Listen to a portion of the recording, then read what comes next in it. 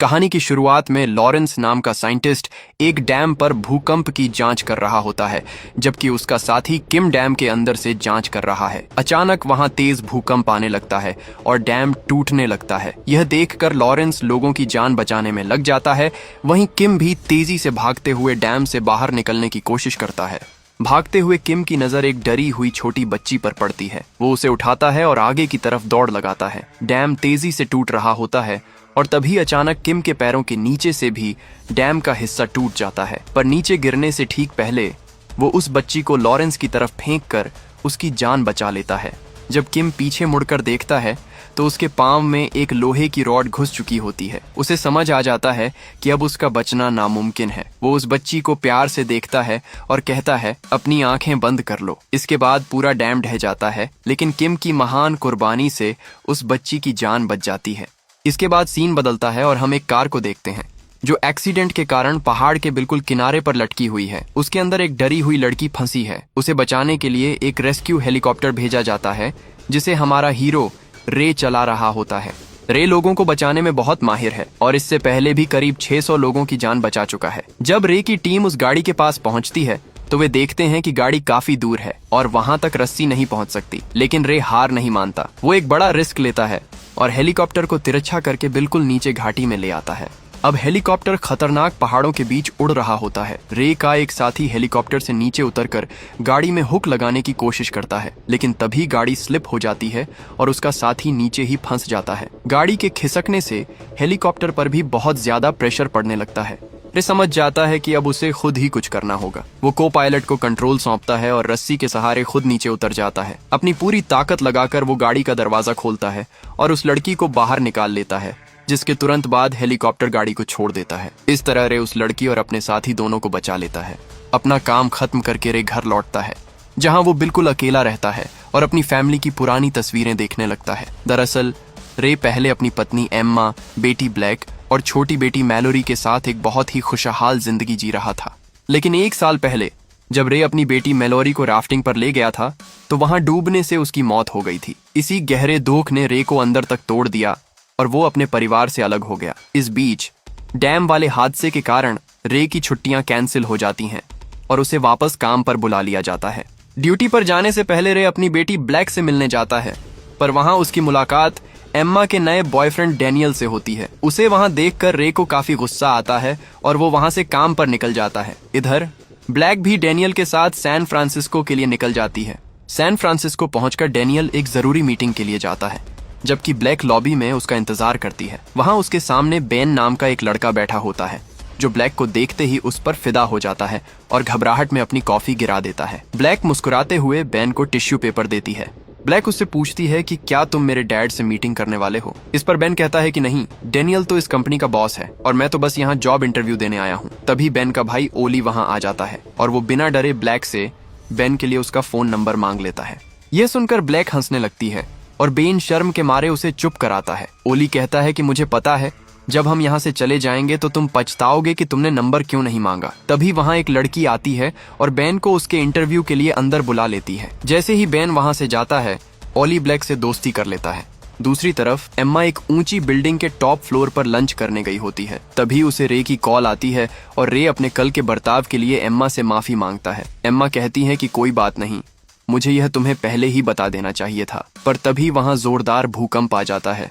Emma घबराकर रे को बताती है कि यहाँ भूकंप आ गया है। ये सुनकर रे उसे फौरन छत पर जाने को कहता है और बताता है कि वो हेलीकॉप्टर लेकर वहीं आ रहा है। एम्मा अपनी जान बचाने के लिए छत की तरफ भागने लगती है और पूरी बिल्डिंग में भूकंप की वजह से भारी अफरा तफरी मच जाती है।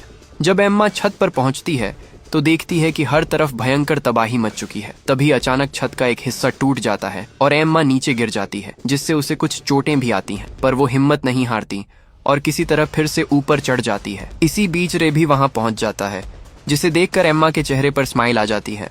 लेकिन तभी बिल्डिंग में किसी वजह से भीषण आग लग जाती है और एम्मा तेजी से हेलीकॉप्टर की तरफ भागती है। रे हेलीकॉप्टर को ऑटो पायलट पर सेट करता है और मदद के लिए रस्सी नीचे फेंकता है। तभी एक पूरी बिल्डिंग नीचे गिर जाती है, जिसके इम्पैक्ट से सारी बिल्डिंग्स गिरने लगती हैं। एम्मा भागकर रस्सी को पकड़ लेती है। रे उसे खींचकर ऊपर ले आता है और पूछता है, तुम ठीक तो हो? एम्मा कहती है, मैं ठीक हूँ। रे हेलीकॉप्टर को वहां से निकालने की कोशिश करता है, पर एक बिल्डिंग हेलीकॉप्टर से टकरा जाती है, जिससे हेलीकॉप्टर डैमेज हो जाता है। पर फिर भी रे किसी तरह उसे बिल्डिंग्स के बीच से निकाल लेता है। उधर दूसरी तरफ डैनियल की मीटिंग खत्म हो चुकी होती है और वो वापस ब्लैक के पास आ जाता है। जाने से पहले ब्लैक चुपके से ओली को बेन के लिए अपना नंबर दे देती है। फिर ब्लैक और डैनियल कार में बैठकर पार्किंग से बाहर निकलने ही वाले होते हैं कि तभी भूकंप के झटके वहां तक भी पहुंच जाते हैं। जान बचाने के लिए ड्राइवर तेजी से कार दौड़ाने लगता है, पर भूकंप की वजह से आगे का फ्लोर ही टूट जाता है और कार सीधे उसमें जा गिरती है। तभी ऊपर से एक बहुत बड़ा पत्थर सीधा ड्राइवर की सीट पर आकर गिरता है, जिससे वो मारा जाता है। इस क्रैश में ब्लैक के पांव सीट के नीचे बुरी तरह फंस जाते हैं। डैनियल उस सीट को उठाने की बहुत कोशिश करता है, पर उठा नहीं पाता। आखिरकार वो मदद मांगने के लिए बाहर निकलता है, जहां उसे एक सिक्योरिटी गार्ड मिलता है। डैनियल उससे कहता है कि मेरी बेटी नीचे फंस गई है, मुझे मदद चाहिए। उसकी यह बात वहां बेन भी सुन लेता है, लेकिन तभी ऊपर से बिल्डिंग का एक पत्थर सीधा उस सिक्योरिटी गार्ड पर गिरता है। ये देखकर डैनियल पूरी तरह घबरा जाता है और ब्लैक को छोड़कर अपनी जान बचाकर भाग निकलता है। क्या फट्टू है ये आदमी। वहीं ब्लैक किसी तरह रे को कॉल मिला लेती है। वो रे को बताती है कि मैं ऑफिस की पार्किंग में फंस गई हूँ और डैनियल मुझे छोड़कर भाग गया। ये सुनकर एम्मा को बहुत गुस्सा आता है, लेकिन तभी फोन कट जाता है। रे समझ जाता है कि अब अपनी बेटी को उसे ही बचाना होगा और वो हेलीकॉप्टर को सैन फ्रांसिस्को की तरफ मोड़ देता है। उधर पार्किंग में बेन और ओली ब्लैक के पास पहुंच जाते हैं। ब्लैक बताती है कि उसका पांव सीट के नीचे फंस गया है। दोनों मिलकर पत्थर उठाने की कोशिश करते हैं, लेकिन नहीं उठा पाते। ब्लैक उन्हें वहां से चले जाने को कहती है, क्योंकि बिल्डिंग कभी भी गिर सकती है, पर बेन कहता है कि हम तुम्हें छोड़कर नहीं जाएंगे। बेन कार की डिक्की खोलता है, जहां से उसे कुछ टूल्स मिलते हैं। उनकी मदद से बेन पत्थर को थोड़ा सा ऊपर उठाता है, पर वो ज्यादा ऊपर नहीं जा पाता। तभी बेन को एक कमाल का आइडिया आता है। वो कार के टायर्स की हवा निकाल देता है, जिससे ब्लैक के पांव आजत हो जाते हैं और वो उसे गाड़ी से निकाल लेते हैं। जब तीनों बिल्डिंग से बाहर आते हैं तो देखते हैं कि हर कोई जान बचाने के लिए भाग रहा है। तीनों एक बिल्डिंग के नीचे रुकते हैं। ब्लैक कहती है कि मुझे अपने पेरेंट्स से बात करनी होगी। बेन बताता है कि मोबाइल फोन्स काम नहीं कर रहे, वो ट्राई कर चुका है। ब्लैक कहती है कि मैं डैड से कांटेक्ट कर सकती हूँ, हमें बस एक इलेक्ट्रॉनिक स्टोर ढूंढना है। थोड़ा आगे आने पर उन्हें एक इलेक्ट्रॉनिक स्टोर मिल जाता है। ब्लैक कहती है कि इलेक्ट्रॉनिक मोबाइल काम नहीं करेंगे, हमें लैंडलाइन ढूंढना होगा। बेन पूछता है कि तुम्हें इस बारे में कैसे पता। ब्लैक बताती है कि मेरे डैड LA रेस्क्यू में काम करते हैं। थोड़ा ढूंढने पर उन्हें एक लैंडलाइन मिल जाती है। ब्लैक रे को कॉल करती है और बताती है कि वो सुरक्षित है और यह भी कि डैनियल उसे छोड़कर भाग गया था। ये सुनकर एम्मा को बहुत गुस्सा आता है। फिर रे ब्लैक को सैन फ्रांसिस्को के एक ऊंचे टावर पर जाने को कहता है, जहां वो उन्हें लेने आ रहा है। इसके बाद एम्मा डैनियल को कॉल मिलाती है और उससे ब्रेकअप कर लेती है, जिससे रे भी खुश हो जाता है। थोड़ा आगे जाने पर हेलीकॉप्टर का इंजन फेल हो जाता है, क्योंकि पहले वो बिल्डिंग से टकराया था। रे हेलीकॉप्टर की सेफ क्रैश लैंडिंग एक स्टोर के अंदर करवा देता है। किस्मत से उन दोनों को कुछ नहीं होता और दोनों स्टोर से बाहर निकलते हैं। रे कार के दरवाजे खोलने की कोशिश करता है, इस उम्मीद में कि कोई खुल जाए। तभी उनकी नजर एक ट्रक पर पड़ती है, जो पहले से खुला होता है। एम्मा देखती है कि किसी ने उस ट्रक को चुराया हुआ है। रे कहता है, तो ठीक है, हम इसे फिर से चुरा लेते हैं। तभी एक आदमी रे के सिर पर गन तान देता है। रे के पास टाइम नहीं होता, इसलिए वो एक ही पंच में आदमी को ढेर कर देता है और ट्रक लेकर निकल जाता है। जब वो सैन फ्रांसिस्को के करीब होते हैं तो रे देखता है कि दो बूढ़े लोग उन्हें गाड़ी रोकने का इशारा कर रहे हैं। रे ब्रेक लगाता है, पर बाहर आकर हैरान हो जाता है, क्योंकि भूकंप की वजह से जमीन के बीच बहुत गहरा सुराख हो गया होता है। रे उस कपल के पास जाता है, उन्हें थैंक्स बोलता है और सैन फ्रांसिस्को जाने का कोई और रास्ता पूछता है। आदमी रास्ता बताता है, पर उसके लिए उन्हें फिर से 70 मील पीछे जाना होगा।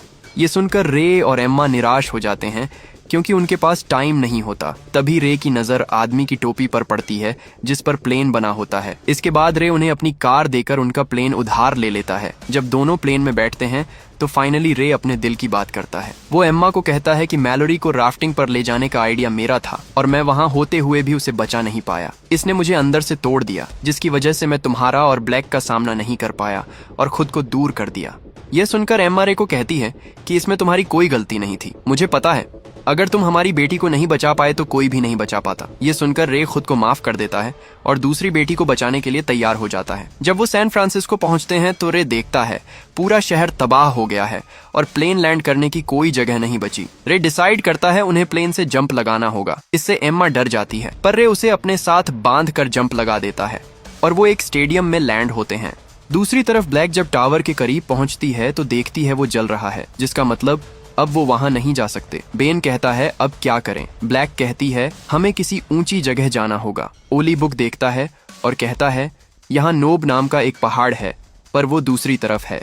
ब्लैक कहती है तो हमें वहीं पहुंचना होगा और सब भागने लगते हैं। जब वो थोड़ा आगे आते हैं तो फिर से भूकंप आने लगता है। बेन गिर जाता है और उसके ऊपर ग्लास टूट कर गिरता है और एक शीशा उसकी टांग में घुस जाता है। ओली डर से घबराने लगता है, पर ब्लैक उसे शांत करती है। इस बार भूकंप बहुत डेंजरस होता है। रे एम्मा को पीछे भेजता है और लोगों की मदद करने लगता है। तभी उसकी नजर एक घायल बच्ची पर पड़ती है। रे उसे उठाता है और पीछे ले जाता है। जब भूकंप रुकता है तो दोनों देखते हैं आगे जाने का रास्ता ब्लॉक हो गया है। रे पीछे मुड़ता है तो उसकी नजर बोट पर पड़ती है और एम्मा से कहता है हमें पानी से जाना होगा। दूसरी तरफ भूकंप के बाद ब्लैक बेन की टांग से शीशा निकालती है, जिसके बाद तीनों पहाड़ की तरफ बढ़ने लगते हैं। वहीं रे बोट में टावर के पास पहुंचता है और देखता है वो जल रहा है। ये देखकर वो समझ जाता है ब्लैक वहां नहीं है। उसे यकीन होता है ब्लैक सेफ है और किसी ऊंची जगह जा रही होगी। तभी पानी में कुछ हलचल होती है। रे को समझ आ जाता है कि सुनामी आने वाली है, जिसकी वजह से वो वहां से जाने लगता है। दूसरी तरफ ब्लैक को एक वॉकी टॉकी मिलता है, जिस पर उसे सुनामी आने की खबर मिलती है और तीनों पास की एक बिल्डिंग की तरफ बढ़ने लगते हैं। वहीं रे को सामने से सुनामी आते दिखती है। अब बचने का एक ही रास्ता होता है, सुनामी को पार करना। रे बोट की स्पीड बढ़ाता है और सुनामी की तरफ बढ़ने लगता है। बाकी बोट्स भी सुनामी की तरफ बढ़ रही होती हैं। रे तेजी से ऊपर की तरफ बढ़ता है और ऊपर पहुंचने ही वाला होता है कि एक बड़ा शिप आ जाता है। रे बोट मोड़कर बच जाता है। ऊपर से कंटेनर गिरने लगते हैं, पर रे अपनी हेवी ड्राइविंग से बोट को बचा लेता है। लेकिन शिप जाकर ब्रिज से टकराता है, जिस पर डेनियल भी होता है और पूरा ब्रिज टूट जाता है। इसके बाद सुनामी सिटी की तरफ बढ़ने लगती है। दूसरी तरफ ब्लैक, बेन और ओली के साथ बिल्डिंग पर पहुंचती है, पर तभी वो देखती है सुनामी आ रही है। सब जल्दी से पिलर्स पकड़ लेते हैं। सुनामी बिल्डिंग से टकराती है, पर किस्मत से बिल्डिंग गिरती नहीं और तीनों एक टेबल को पकड़ लेते हैं। इसके बाद तीनों ऊपर वाली मंजिल पर पहुंचते हैं, जहां पानी नहीं पहुंचा होता। जब ब्लैक खिड़की से बाहर देखती है तो उसे रे दिखता है, जो बोट में उसे ढूंढ रहा होता है। ब्लैक उसे आवाज देती है, पर दूर होने की वजह से वो सुन नहीं पाते और वहां से जाने लगते हैं। तभी एम्मा की नजर एक लाइट पर पड़ती है, जो उनकी बोट पर आ रही होती है। जब दोनों मुड़ते हैं तो ब्लैक को देखते हैं। उसे देखकर दोनों बहुत खुश होते हैं, क्योंकि फाइनली पापा की परी मिल गई होती है। तभी बिल्डिंग पानी में गिरने लगती है और पानी अंदर चला जाता है। पानी के बहाव की वजह से बेन और ओली ब्लैक से अलग हो जाते हैं। बेन किसी तरह ओली को लेकर पानी से निकल जाता है, पर ब्लैक नीचे फंस जाती है। रे बोट से जंप लगाता है और अंदर ब्लैक के पास जाता है। ब्लैक कहती है दरवाजा फंस गया है। रे उसे कहता है फिक्र मत करो, मैं तुम्हें बचा लूंगा। रे दरवाजा ओपन करने की कोशिश करता है, पर नहीं कर पाता। ब्लैक रोते हुए कहती है मुझे बहुत डर लग रहा है डैडी। तभी बिल्डिंग पानी में डूब जाती है, जिससे ब्लैक की सांस रुकने लगती है और वो बेहोश हो जाती है। रे अपनी पूरी ताकत लगाता है और किसी तरह दरवाजा ओपन कर लेता है। वो ब्लैक को लेकर ऊपर जाता है, जहां बेन और ओली मौजूद होते हैं। बेन बाहर निकलने के लिए शीशा तोड़ने लगता है। एम्मा उसे देख लेती है और हटने का इशारा करती है, जिसके बाद वो बोट से शीशा तोड़ देती है। सब बोट में बैठते हैं और बाहर आते हैं। रे ब्लैक की छाती को दबाता है, पर वो होश में नहीं आती। सबको लगता है ब्लैक अब नहीं रही, पर रे हार नहीं मानता और ब्लैक होश में आ जाती है, जिससे सब बहुत खुश हो जाते हैं। इसके बाद न्यूज पर बताया जाता है कि फाइनली भूकंप खत्म हो चुके हैं और मिलिट्री वहां मदद के लिए आ चुकी है। मूवी के एंड में सब साथ खड़े होते हैं। ब्लैक और बेन को आपस में प्यार हो गया होता है और रे और एम्मा भी फिर से साथ हो गए होते हैं। एम्मा रे से पूछती है अब क्या? रे कहता है झुकेगा नहीं साला, अब हम फिर से एक नई शुरुआत करेंगे। और यही मूवी एंड होती है। वीडियो पसंद आई तो लाइक और चैनल को सब्सक्राइब जरूर करें, ताकि आप आने वाली और भी मजेदार वीडियोस देख सकें।